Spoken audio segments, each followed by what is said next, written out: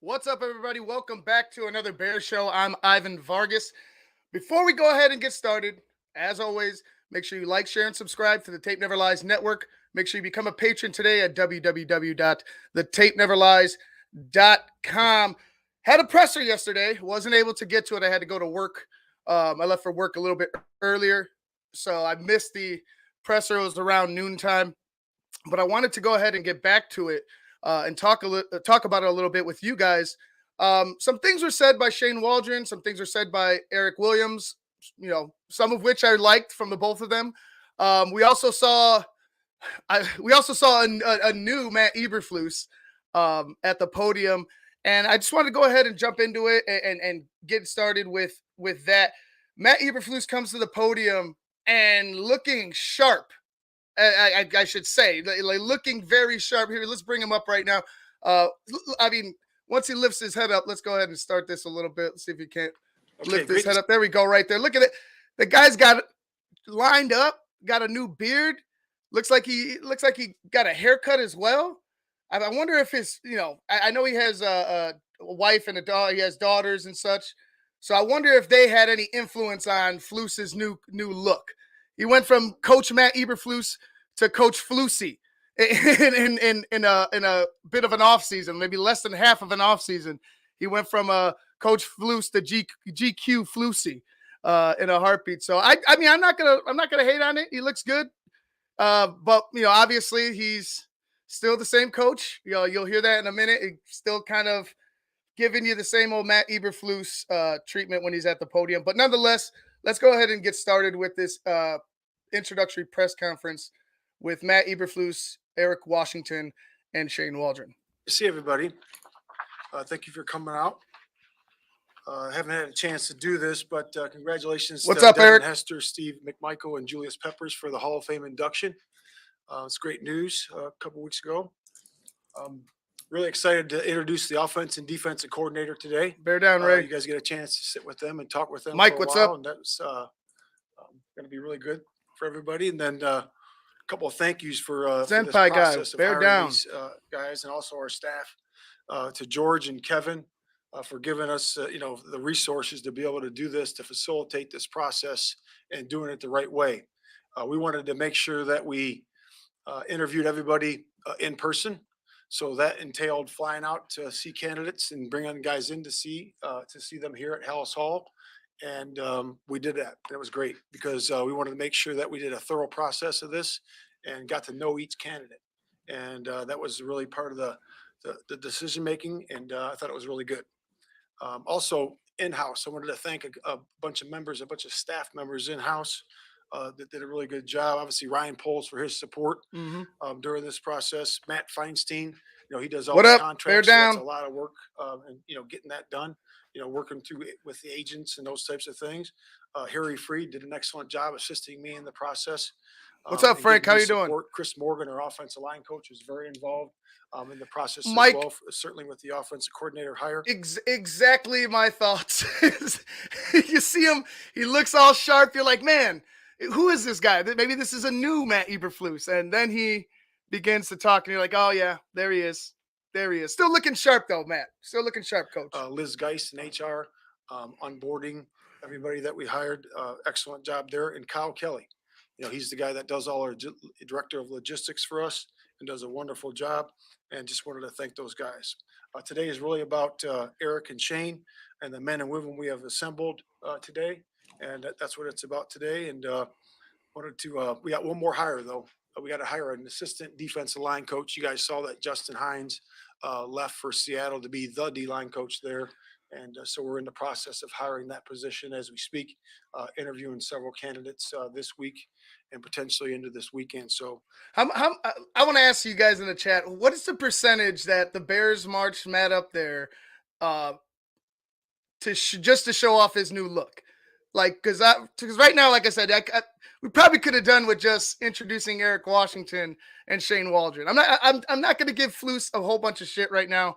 I'm just, with the new look and everything, I'm just trying to, start up a conversation. But I feel like majority of this, him being up there, was him showing off the new look and showing off the Coach Zaddy look. if you will, for Matt Eberflus. We got one more hire that we have to do. Um, so let's talk about the process really quick about hiring Thanks, Robert. I the appreciate you. offensive defensive coordinator, and then also the other positions that we did hire. Yeah. So it really started in January 12th, the Thursday right after the season. We end up having a 2-week period where we wanted to hire the offense and defensive coordinator first, and that was going to be a big part of assembling the rest of the staff at that point. Um, and it took us about 2 weeks to get that done. We interviewed 14 candidates on both sides of the ball during that time, and it was important for us, like I said, to do that in person. Um, the one guy that we did interview twice was Shane. Shane came here to Hellas Hall. We ended up obviously selecting Shane, and then Eric was here for the entire day during his interview as well. So that was really cool. Chris Morgan has had a promotion during this process. He's now the run game coordinator. And like I said, he assisted as well in the interview process. We were very fortunate that one of the offensive coordinators that we did interview was Thomas Brown, and we Yes. obviously hired him as the passing game coordinator. So we're very fortunate to have him. If you Uh, guys remember, Thomas Brown worked for the Carolina Panthers as their, I believe, offensive coordinator last year. Up and coming coach, very good hire. In my opinion, very good hire. When you ask other people, so yeah, he's got a look forward to connection him. with Shane, of course, and that's going to be a really good between him, Shane, and Chris is going to be a really good dynamic for the offensive staff. Chris Beatty is another guy that we are fortunate to have. Obviously, a great track record out there the last 3 years at the Chargers. With that elite receiving core, and obviously he was defensive. He was DJ's um, position coach over there at Maryland. And when DJ was very successful there, he was obviously Big Ten Player of the Year when Chris is there with him. And then we bought a few guys from Seattle, which we're excited about those guys. Kerry Joseph's going to be our quarterback coach. You can see his extensive track record there, Hmm. playing quarterback. Kind of a cool thing that he also played defense. He also played safety in the NFL. Gives him a great perspective. Also from bringing from Seattle, we got I Chad feel the Morton, same way, Alfred. high energy running back coach. Does a great job with those guys. Has a great track record. Obviously, a 7-year vet in the league. What's up, Sean? So excited to get him as well. And then Robbie Pagazzo. He was with Shane as well. Offensive assistant working with the quarterbacks and receivers. Played quarterback at Stanford. I see him as a rising star in the league. Excited to have him as well. And then working with the offensive line, Jason, his nickname's Hoss, so Hodling, and he's going to be our assistant O line. He actually worked at Tennessee last year I as will the be offensive watching, line John. coach. So we're fortunate to get him from there, and he had a great interview, and we're excited about that. If all goes well, John, hopefully I could find some more off time from work and get down there, um, preferably on that Saturday with the skilled positions and the quarterbacks going. So hopefully I could get down there. If not, you're damn right I'm going to be watching, John. You're damn right. And then lastly, on offense, Jennifer King. She's going to be working with our running backs, offensive assistant, working with the running backs. Certainly excited to have her. Kind of a cool journey for her. She was a player, an All-American as a player in tackle football. Has coached in basketball, and certainly excited to have her join our staff as well, and going to be very beneficial for us. And then my good friend over here, Eric Washington. I've known Eric a long time. He's the new defensive coordinator, and certainly going to be helpful for assisting.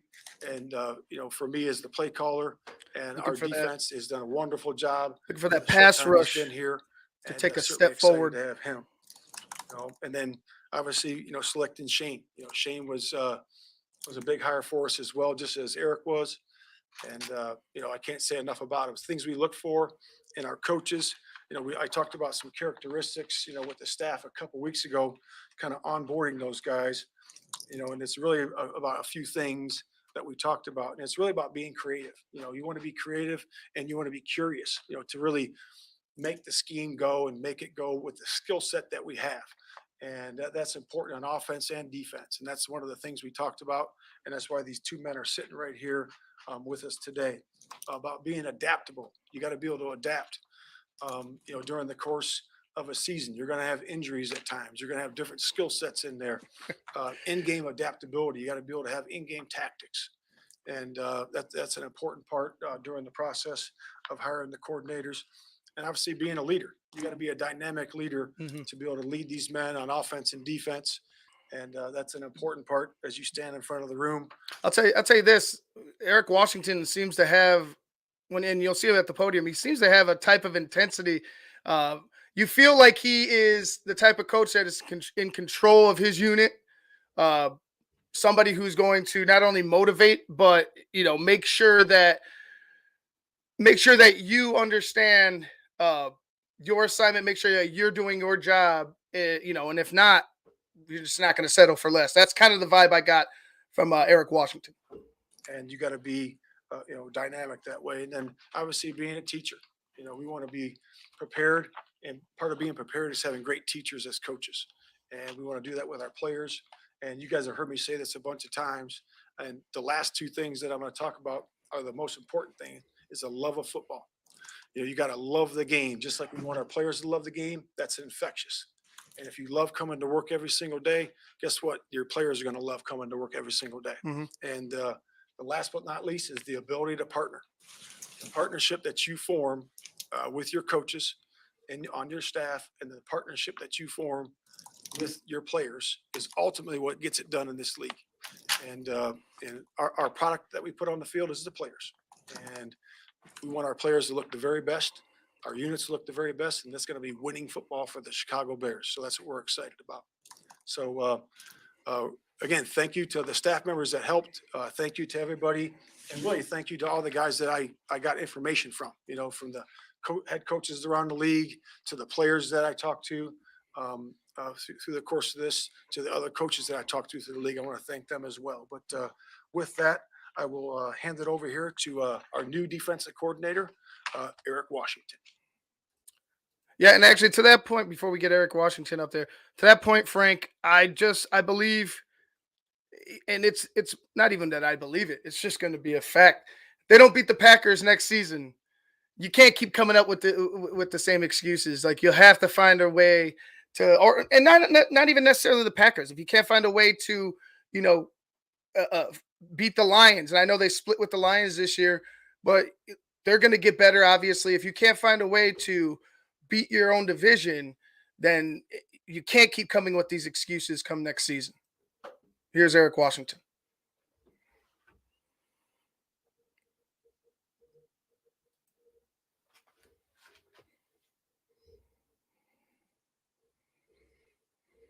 Good afternoon. First of all, I'd like to start by saying that, first of all, it's an honor and a privilege to be standing here today in this role, to be returning to Chicago, to be returning to the Chicago Bears, the place where I started my NFL coaching career 16 years ago. I want to thank Matt Eberflus for, first of all, allowing me to be a part of the process of getting to this particular point, uh, going through all the other candidates, and then ultimately deciding that our pairing, our partnership, would be the thing that we needed to do to take this defense to the next level and to accomplish the goals that we have as a defense, as a team, and as an organization. I want to thank the McCaskey family. I was here 16 years ago in somewhat of an entry level role. I was a defensive assistant, quality control, just coming into pro football. And even at that role, the McCaskey family got to know me. They allowed me to get to know them and to realize and to understand the legacy of the Chicago Bears. And now, having an opportunity to come back, they welcomed me back with open arms. And I'm looking forward to doing my part to help us attain our ultimate goal, and that's to win a championship. Now, real quick, Mike, I understand like why have him talk. I could, he's not calling plays, not going to be, but no, he's going to be coaching your defense. Like, he's going to be coaching up the defense. He might not be like I said, he might not be the primary play caller, but he's going to have influence on the scheme, the game plan for week to week. He's going to have impact on what the line does, the linebackers. He's going to have impact. It's just because he's, don't assume that he's neutered because he's not calling plays. He's going to have a full on impact in that locker room with that defense week in, week out, every, day in, day out throughout the season. So I want to hear what he has to say about, being here, and then also his plans, moving forward, coaching this football team. I think it's a little bit, more important than just worrying about, he's not calling plays. Why do we, care to listen? I also want to acknowledge my wife Amy and my son Ellis, who have provided unbelievable support and love for me throughout my entire career. My son was born here in Evanston. He was born just as I was leaving and transitioning to the Carolina Panthers 16 years ago.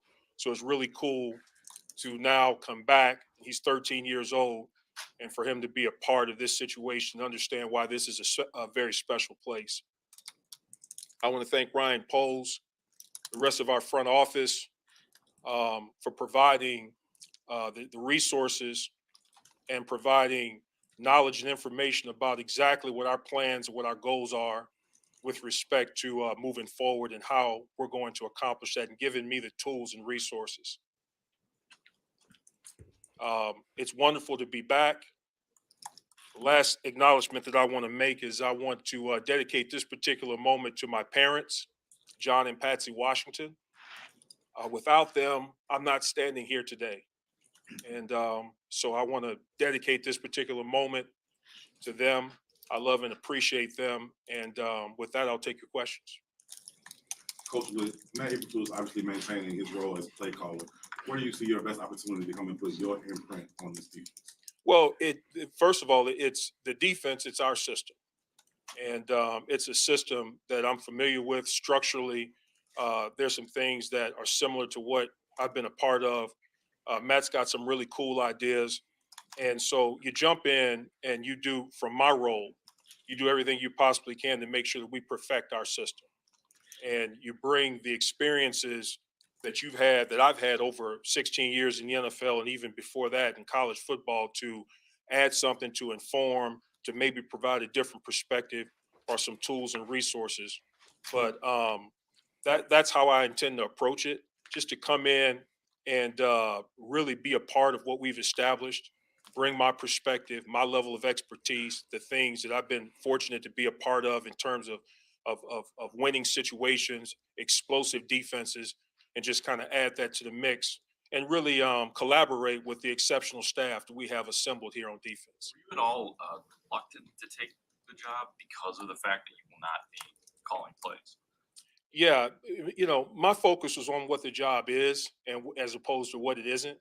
The opportunity to come here and to this organization with a defense that is clearly on an upward trajectory, that has some really dynamic performers in place with plans of obviously augmenting that. That's what my focus was, and that's what it continues to be. I've been a play caller. I'm pretty confident that I will do that again at some point. But right now, I'm really confident in what Matt is going to bring to the table in that respect, and I will support him as best that I can. What you've seen from this defense, whether it was while you were considering the job or since you've been hired, what specifically appeals to you about where this defense is headed? It's number one, it's an explosive group of players. I think youth has to play something into that, with the amount of turnover we've had in the past few seasons. Youth, with youth comes explosiveness and uh, more athletic players. So I think that's a huge part. Youth. This defense was elite in several important categories that Oh, lead directly to winning football. Making teams one-dimensional, stopping the run.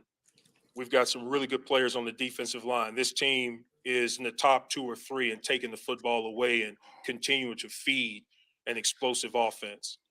When I looked at that, and in terms of those things being values, those were the things that really got me excited, along with the scheme and the structure of the defense. Those are the things that really got me excited about coming. Eric, what was your relationship with Matt like before you took this job? Just a mutual respect. We've known each other for a number of years, and we've got a lot of people in our background that we have kind of worked with, and I've known Matt for a long time. We've had conversations, back and forth over the years. We've talked about different things that I believe in, different things that are part of his philosophy. And so it's just been a mutual respect in passing. Coaches have a chance to kind of interact with each other at various points during the off season and sometimes during the season. And so that's kind of where it originated from. And I knew that if I had an opportunity to work with him, that I'd be really excited about that. With your valuable experience have you gotten as far as the draft goes in your career, and what have you done to kind of get up to speed with what players the Bears are scouting, and decisions that they might be making in this draft? Well, all of those things are ongoing. I've been here a couple of weeks now, and we've had a lot of meetings, a lot of discussions about where we are with the roster, and the desired traits that we need for the players to make this particular defensive system go. Mhm. And we've had extensive conversations as far as those things are concerned. We're trying to do our best in terms of evaluating who we have and trying to find the absolute best case scenario with people who are maybe available for us. What have you learned in your With your past pedigree as experience, a though? defensive line coach, what entices you about working with that unit, knowing that they went big and got Montez Sweat last year, but there's also two young defensive tackles who need that teaching element that Matt was talking Sure. We want to be. We'd like to be. We're going to be a team that generates pressure with our front four. We're going to build the best pass rush in football. That happens to be, an area. Fortunately, in an area that I've had tremendous success with, and we have the personnel to get that done. We've got size, speed, quickness, length. Montez. I remember Montez through the pre-draft process when I was in Carolina. Really admired the traits, the mindset, all of those types of things. So you look at the people that we already have here. I mean, it's just exciting. It's exciting. Plus, we invested heavily in the draft last year with the two young defensive tackles. I happen to know them going through the draft process. So all things are just positive as far as that goes. What have you gotten previously as far as just valuable experience or lessons learned from being part of other teams' pre-draft process? Well, I mean, you realize that this is not an exact science. You have to, there's not one aspect of the evaluation that you can point to and say, okay, this is the thing that will determine whether or not a player has success at this level. It's all of these things together. It's their background in college. Mm. It's their level of discipline. It's the production that they've been able to attain. It's the reputation that they have. It's their work ethic. It's all of these things conspiring together, and then also the type of environment that you're bringing that player into. Will that locker room support and be a part of the development of that player? And it's also a little bit of a humility. There's some humility involved when you come into the National Football League. You're basically starting over, and what worked for you in college, you have to I appreciate you, Mike. learn Thank how you. to win at this particular level because of the talent that you're working against, because of the experience that you're working against, some of the things related to scheme.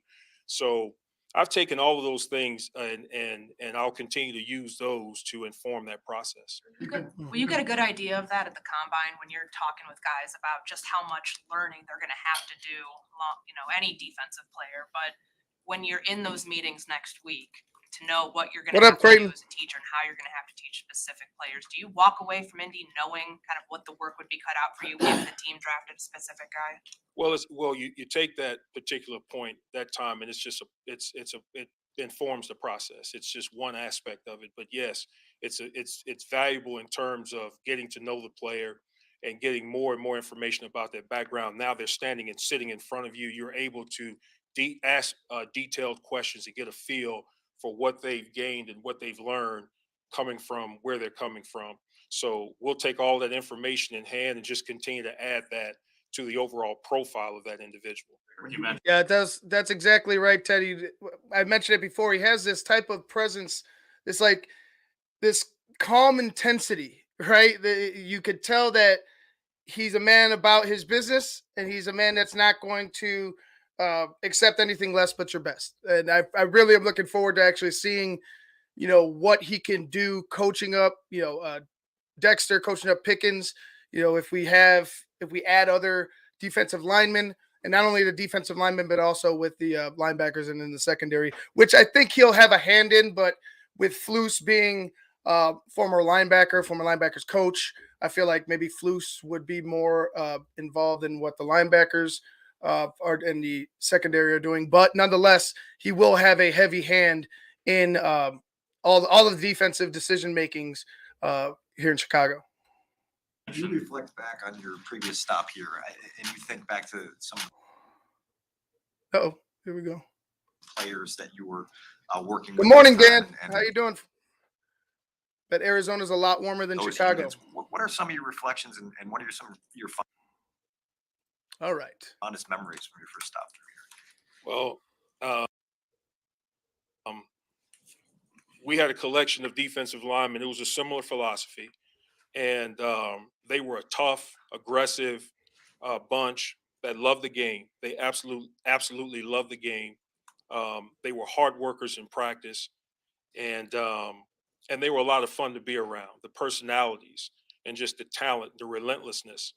I mean, Alex Brown was here, Tommy Harris, Julius Peppers, and congratulations to him also. He was here. I had a chance to work with him at 2 different stops. Anthony Adams. I mean, there was just Israel Adonijah, Matt Tuina. They were a great combination, a great blend of different skill sets, but with the same similar mindset. I'm sure And we'll find weren't something, we Michael. were a defense at that particular time that was personnel driven and not scheme driven. And we emphasized fundamentals. And so we weren't trying to trick you with what we presented to the offense on a week in and week out basis. We wanted our foundation, our calling card, to be the fundamentals and the situational awareness and the development and winning one-on-one. And that's what I remember about those individuals. You mentioned that you've called plays before and you'd like to do it again someday. Did you talk to Matt Eberflus about that, and that maybe eventually this year or even next year you take over those duties of play calling? Yeah, during that process, the conversations were extensive and comprehensive, and we touched on a lot of things, and Matt's aware of my background in terms of calling defenses, and what we talked about more than anything was just how do we put forth the best scenario for 2024 to make sure our defense is going in the right direction. Matt Eberflus is an unbelievable play caller. He's an outstanding play caller, and we saw the effect that had on our team last year, especially going down the stretch. We want to continue that. We don't want to stymie that momentum. We want to continue that. And my expectation, his expectation for me, is to contribute to that in the planning process and in real time on game day. What makes him a good play caller from watching film and from just knowing him as a guy for years? Well, just the ability to be situationally aware and to understand exactly the situation that we're in and to feed the players defensive concepts that will allow us to address that situation and accomplish our goals with respect to what we're seeing first and second down. Also, our priorities. We got to get the run stop. We have to make teams one dimensional. His play calling will feed into that goal, into that value, and just understanding the prowess and what we are good at as a defense and how to put players in the best position to be successful. Coach, Eric, when the head coach and the coordinator are on the same side of the ball, sometimes confusing who does what. Whether it's implementation of the defense or especially on game day, what will your role be? What will you do? How can you best make a difference? But just making sure, number one, understand that Matt is also the head football coach. And so, calling the defense, that's that job, that responsibility. There's a lot of details. There's a lot of nuance to that. But at the same time, he's got to make sure that the team and the decisions that have to be made from that seat are taken care of.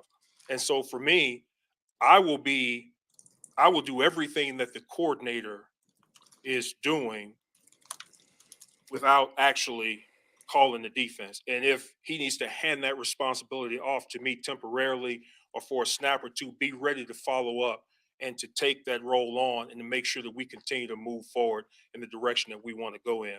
And so the other thing is just, on the sideline during the game, just making sure that the coaches and the players are informed as far as the adjustments that we need to make and how the game is unfolding. So there's a lot of communication. There's a lot of communication back and forth when we go to offense and as opposed to when we're on defense. So just supporting him and being of the mindset that you're the play caller.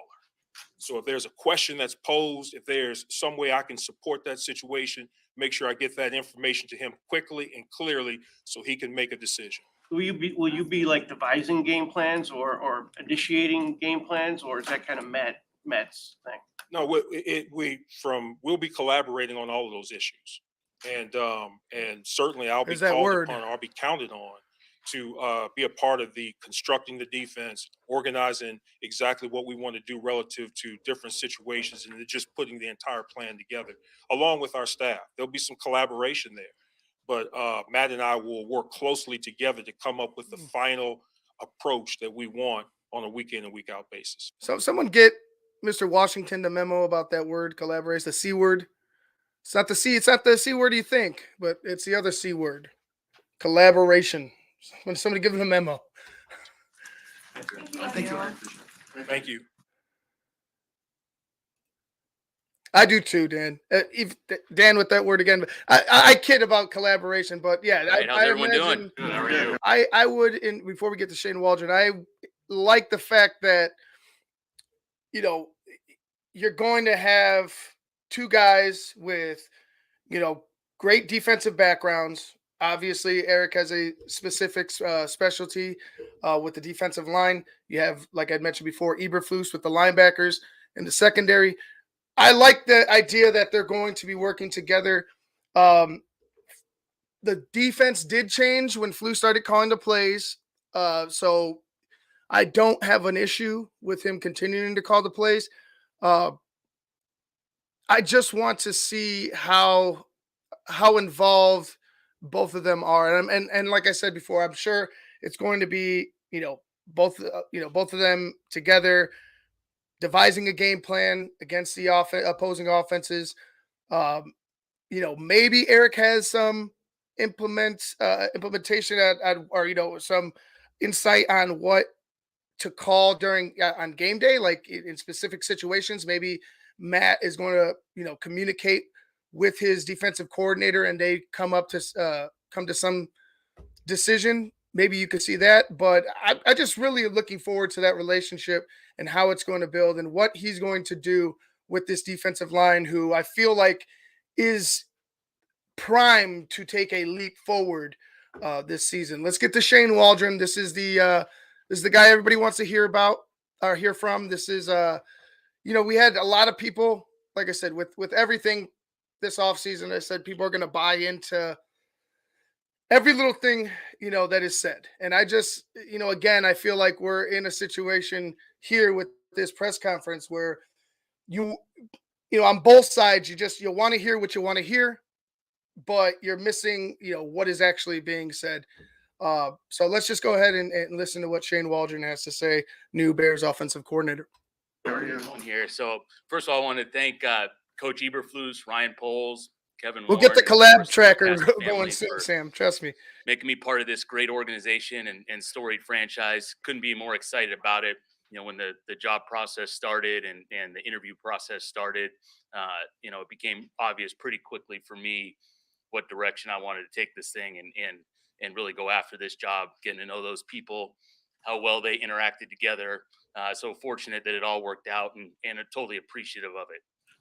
From an offensive standpoint, I'm looking forward to a group that can put together a great effort on the field, display great toughness, and then work well together. And so we put together. Yeah, for those of you that have watched the interview or are rewatching it now, and for those of you that are watching it with me, I feel like he's a little bit nervous. I think he gets a little more settled later in the interview, but I feel like to start, he's very nervous. I think he understands that, he has an opportunity to make his career. Like if you're able to, let's say it's with Caleb, if you're able to get the Chicago Bears quarterback situation and offense firing on all cylinders with Caleb Williams, awesome. If it's Justin Fields and you go ahead and you change Justin Fields' mechanics and you turn Justin Fields into this amazing quarterback, you're winning. Either way, you're winning. So I feel like, Shane Waldron, in his excitement,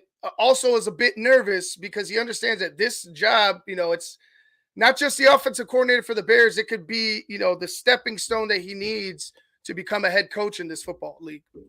They're a staff that we feel like can really, encapsulate all those traits, everything that we're looking for. And, with that being adaptable, it's a game where things change, players change. Can we adapt? Can we overcome certain situations? And I feel like we have that. That could be true. Or Right? as far as, my family did, Eric did a great job talking about his, I can't be more excited about getting my wife, Megan, my daughter, Lainey, my other daughter, Riley, out here, being part of this community, and, excited for it, excited to make a part of this great area and this great fan base. So with that, I'll open it up and hear what you guys have. When Matt interviewed you both times, and when you talk to people in the building here, how much of the conversation was about what you would do with Justin, and how much was what you would do with maybe a college quarterback who's going to be available? Sure. I think, just from a player standpoint in general, a lot of the conversation on offense revolved around, adaptability. What can you do with, different pieces of the puzzle depending on each year? Each year in this league is going to be its own individual year. And I think priding ourselves on having an offensive system, a group of coaches that can adapt and adjust the scheme to the player's skill set, because it's our job first to be great teachers. And then second, to be able to put guys in the right position, in the best position for their own individual success to lead to our team's success. So a lot of the conversation revolved around not just the quarterback position. Obviously, that's a starting point on offense, but how does that look for every position as team and as teams adapt each year and as players adapt each year? Shane, how do you go about planning an offense though at this point when you don't know? Maybe you do, but like at least right now, Yeah. quarterback could be a couple of different. There you go. No, I think, as far as planning the offense, the first part for us was building a staff, getting everyone together. And then, you have staffs. We've worked together with different people in the past.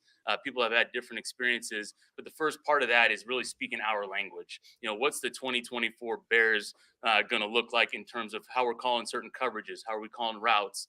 What concepts do we want to, have as part of our core offense when we start OTAs and we start with that building block approach as teachers. So that's the first part of it.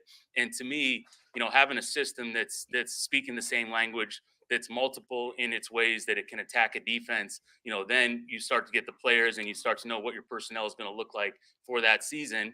And then you build it around the player's skill set. And I think, for me, that's been a part of my core beliefs, and I feel like it's worked out well with the different quarterbacks that I've had a chance to be around over the past several years. Is it safe to say this? That speaking the same language, I feel that's so important that I don't want to skip over it. Just making sure that everybody in your unit, communication wise, understands each other and understands their responsibilities and understands what your assignment is, but also understanding terminology, understanding situation.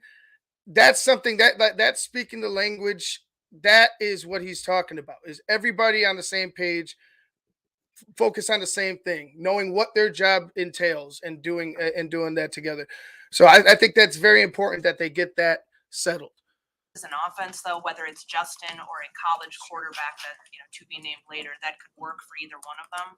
Yeah, I totally believe that. I think in the past experiences, like I said, with different quarterbacks, different experience levels, whether I was in the coordinator role or in a role as a position coach, I felt that way. I felt different quarterbacks have been able to step foot into the system, be able to learn it quickly, and that starts with us being able to teach it in a good and efficient manner where they understand it, and then being able to go and again adjust, because each guy's going to have a different skill set. So what direction does it go? It's the players really take ownership and control of that.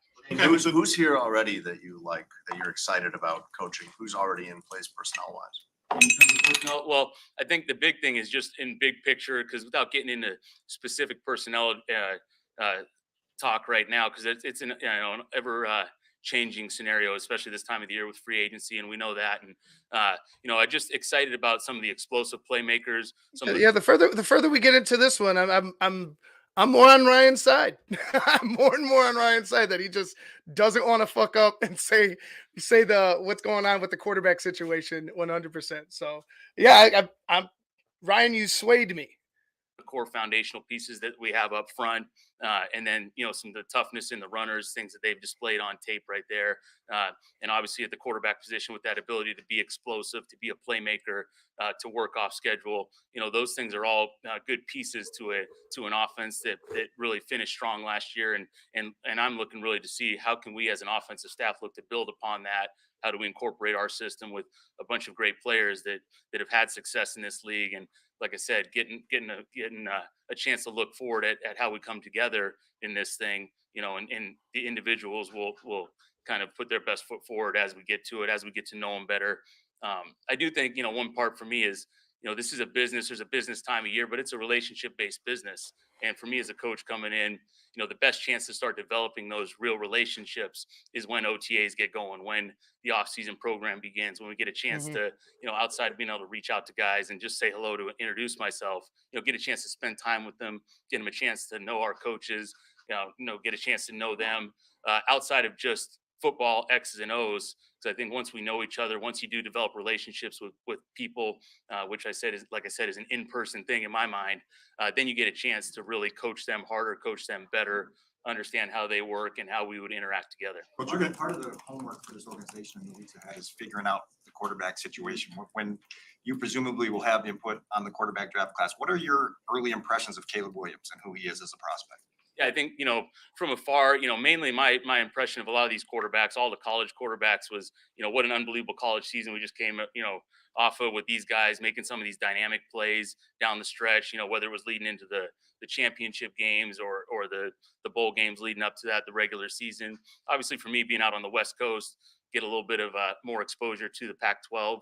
I guess Pac-12 still last year, as that thing evolves every day in my mind.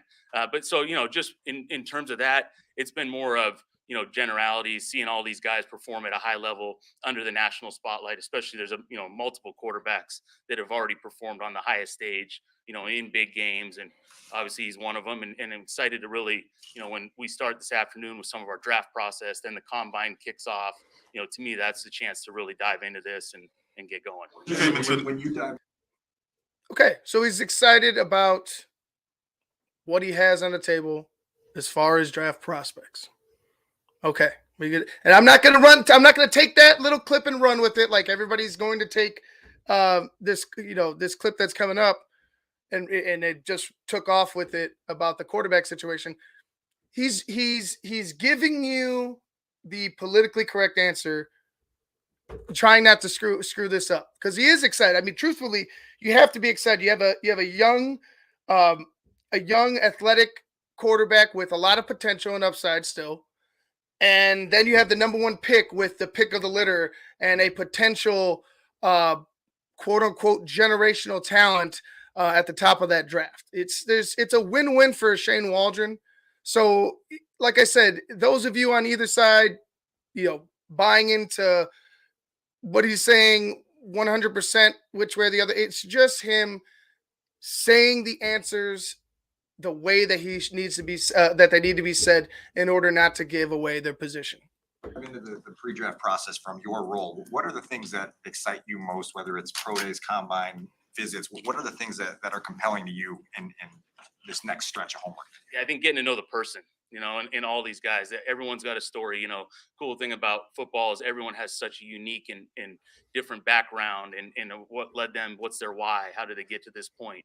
And so, the tape is obviously their resume in terms of the player, but then what is the person like? How is that person going to be able to adjust and adapt to the next level here? And so for me, like the combine's that first chance to start to see some people in person, start to get a chance to, in a shorter time span, interview people, and then putting in all the information that Ryan Poles and his staff has gathered in terms of the off the field, what the character of the player is and all those things. So I'm excited to get to know those guys. Like I said, outside of just, the great displays they put up every Saturday afternoon or Saturday night or maybe Tuesday night, some action. You never know. So no, getting to those guys would be a good thing. Geno Smith had a resurgence under you in Seattle. How much pride do you take in getting the most out of a quarterback? And just generally speaking, what would you say is the key to developing a quarterback and getting the most out of them? Yeah, I think experience with Geno was unbelievable. It started with him as a player, and I think you talk in terms of what guys can learn from him was a unique ability to have a positive mindset no matter what the scenario was. And when I got a chance to start working with him, there was an unwavering mindset that he was a starting quarterback in the NFL, which I think is part of the process or part of the thought process that every quarterback and every player in this league is going to have. And so to get it, to be lucky enough to work with a guy like that had that mindset, and then to be able to start to develop that relationship with them, that rapport, where we can get into game day and feel like, hey, we're on exactly the same page on everything that's going on. I think that was something that I would take from that moment with him. And again, looking forward to it. And you'll hear me, refer to it, a good amount of times. But to me, the teaching, the coaching, it all starts with how well you're getting to know these guys. What's the relationship like with them? And not to say that everyone's going to have the exact same relationship with every single player, and I think, but having that understanding of their why and really, like I said, seeing Geno, how he worked, how he was. There's that. We got collaboration, and then we got that Y word. Be careful, Shane. Be careful. Those words are fighting words in this town. Totally dialed in no matter what the scenario was, whether he was going to be the starter that week, whether he was a backup when I was first around him. That was unwavering, and his confidence from that was unwavering. You came into this process as one of the hot names in this hiring cycle that would have options to choose from. As an OC, obviously the quarterback situation for any franchise is going to be intriguing. Do you like it or not? What do you find intriguing about the current situation that the Bears quarterback situation is in right now? Yeah, I think, when you look at it from either lens right now, obviously it's a unique spot in the draft to have the first overall pick, the 9th overall pick, just from an organization in general. It's not going to happen too often. And again, every year is so individually based. This is that year. And then also a group of players that are already in place on offense, including the quarterback that played at a high level and have displayed, the ability to win football games and make plays. So I think the combination of those two things were really intriguing. And then, even furthermore than that was just even from that initial interview, just the connection and interaction between Coach Eberflus and Ryan Poles and seeing a connected organization when you walk in the building and you feel it and you start to get really excited about the direction that this thing's going. Have you had a chance to talk to Justin Fields yet? And are there challenges maybe that come with trying to build that relationship with his sort of uncertain future here? Yeah, I think whether it's with him or all these guys, part of it's the rules because you can't go out and meet with the guys right now, and we're in that set. But trying to reach out to each guy and give that introduction, and then knowing that the real, like I said, the real relationships, the real conversations are in the future right here, in the near future as we get ready for this thing. But leaving it at that with all these guys, and like I said, I can't wait to get to meet all the guys in person, get a chance to talk with them more. And so have you talked to him yet or no? Yeah, we've exchanged messages there. Your prior experience as a play caller was something that was attractive to the Bears, obviously, during this process. Where do you feel more equipped, having had the experience, than you did when you first started calling plays? And where have you seen the growth in yourself in that area? That's a great question. I think, as a play caller or anything you're doing, for the first time, are you ready for it? You don't know until you do it.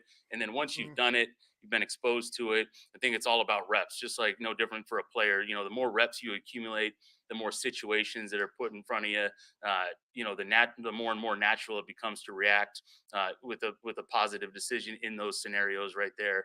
And so for me, I'll look back at this past season and take away the amount of game-winning drives that we were able to accomplish, and thinking about it from the calmness as a play caller in those scenarios, taking the information in from all the other coaches. Everything's always going to be a collaborative effort in those regards. But being able to understand those situations and react in those split seconds and making the best decision for the team, as many times as you can throughout the course of the game. And then also realizing, it's the NFL, everybody's good. So there's defenses that are going to be great every single week. And, they might make a play here and there and being able to move on just like a player would. Hey, if you make a bad play, let's move on right to the next play. That next play might be the best one of the game right there, but don't let the previous play call impact the next play call from an emotional standpoint.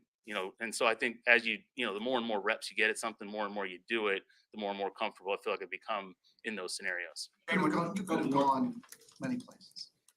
Going to a team with the #1 overall pick, how attractive is that to you? Yeah, I think, like I said, having a unique scenario like this where you have the first pick and the ninth pick in the draft, to get a chance to be a part of an organization as storied as this one is, I think all those things go into it. And like I said, you don't, when the season ends, every season's its own entity. You don't necessarily, you're not saying I'm anticipating what's about to happen. And next thing you know, here you go, you're in the interview process. And like I said, it just felt very comfortable very quickly, with meeting those guys, and then obviously having that piece of the draft puzzle, where you get a chance to evaluate so many top players around the college game with those two high picks, made it totally appealing. Have you evaluated Justin and what did you make of his season? I think for him, talking about individual evaluations, it's been much more build the staff, build our, base of what we're going to do. We've started to get into, our personnel. We've started to really meet with the scouts and, having that full evaluation of what our roster looks like. And so then moving forward, over the next several weeks will allow us to, start to make some decisions, not just at that spot, but at all the spots, because obviously free agency is right in front of us right now. So being able to put all those things together is all part of the process. But for us, too, there's that process of having a foundation as coaches and knowing what we want to be, how we want to present this, so that when we do start talking about the players, how are they fitting in everything that we're looking to do. And this should be done soon. This whole soap opera of, is it Williams? Is it Fields? Fuck, is it Drake May? It's coming to a head. I don't think you could drag this into the middle of April. I really don't think it's going to be all the way till draft time. I think it's going to be a significant amount of time, but I don't think you could drag this into the middle of April and, be happy with with everything happening around you, with everything being said. On top of that, it puts a lot of, extra pressure on Justin, obviously. There was some comments made by Cap about Justin saying that the move was cowardly. Would I have used that? No, I wouldn't have used that word. I don't think Justin's a coward whatsoever. Was it cowardly? Again, I think it was just immature. I think it was frustration. You know what I'm saying? But you don't want that, especially if you care about Justin as a person, if you have a strong relationship with him, as human beings. I would imagine that they would want to give him an opportunity sooner rather than later to, be rid of all this drama. Whether they tell him, hey, you're the quarterback, don't fucking worry, or whether they say, hey, you're going to be playing for somebody else next season. It should be coming to a head here soon. So I expect a decision. I'm not going to say next week, but I would expect a decision before we get into April. What was your pitch to get others to come join your staff? My pitch to get others to join the staff. Well, I think go back to some relationships. Myself and Thomas Brown had a great experience working with him in Los Angeles right there. Same with some of our guys that were able to make their way out from Seattle with Kerry and Robbie and Chad. So that was those were started with different relationships you had with those people as a starting point. But I also think we did a good job of really spreading the net in terms of interviewing and talking to a lot of people and, getting exposed to new ideas, new thoughts, which is always a good part of the interview process. And then there were some different ones that, people I hadn't known, but, recommendations from other people, other coaches, bringing in, Jennifer King and interviewing her the other day and hearing how valuable of a piece of our staff that she will be, her knowledge, she had worked with different people that I'd worked with in the past and how highly they had spoken of her. So each staff member, different ways that they came about in terms of, having a group of people you want to interview and then narrowing it down to each position specifically is different for each person. But, excited about all the people that we have on board, and then getting a chance with a couple of guys with Chris Morgan and Jim Dre and Zach Cable, guys that were here already, but also had very similar outlooks, similar philosophy on how we're looking at the game. So bringing everyone in together has been a fun process. All right, that was the introductory interviews of Shane Waldron and of Eric Washington. Uh, obviously, the first meeting, first impressions. Eric Washington left an impression on me.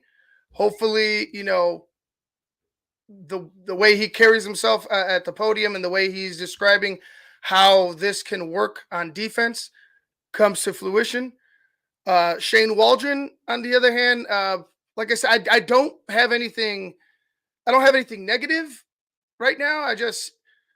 You could tell he was nervous. Ryan had mentioned, we had mentioned before, uh, talking about him not trying to tip his hand. Ryan was walking on eggshells, tends to make one nervous.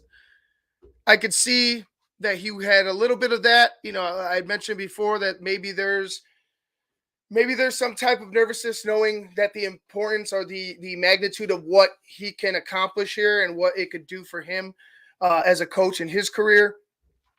uh I feel like Shane Waldron will show you more on the football field than you could tell. Like, I felt like Eric Washington was more polished at the podium. Shane was a little more nervous, like I said.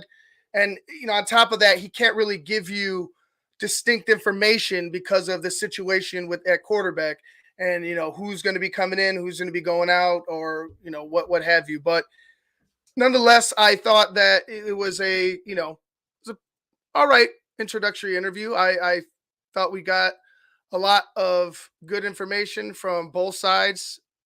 Waldron, again, he could be limited in what he could tell us, but Eric Washington, I feel like, is going to be a major asset to this football team, and I'm looking forward to it. All right, guys, that's it for me. I just wanted to go ahead and jump in and give you some of my thoughts.